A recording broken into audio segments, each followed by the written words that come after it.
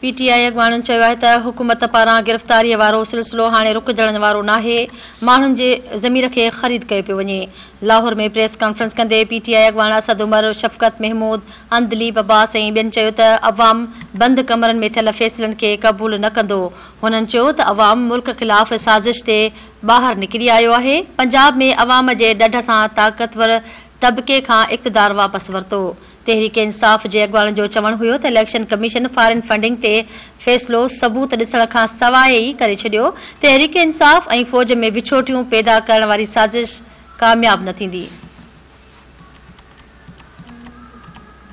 एक भेरो ॿीहर अवां खे आगाह कंदा हलूं। पीटीआई अॻवाननि चयो आहे त हुकूमत पारां गिरफ़्तारीअ वारो सिलसिलो हाणे रुकजण वारो नाहे। माण्हुनि जे ज़मीर खे ख़रीद कयो वियो आहे। लाहौर में प्रेस कॉन्फ्रेंस कंदे पीटीआई अॻवान असद उमर, शफ़क़त महमूद, अंदलीब अब्बास ऐं ॿियनि चयो त अवाम बंदि कमरनि में थियल फ़ैसिलनि खे क़बूल न कंदो। उन्हनि चयो त अवाम मुल्क ख़िलाफ़ साज़िश ते ॿाहिरि निकिरी आयो आहे। पंजाब में अवाम जे ॾढ सां ताक़तवर तबिके खां इक़्तिदार वापसि वरितो।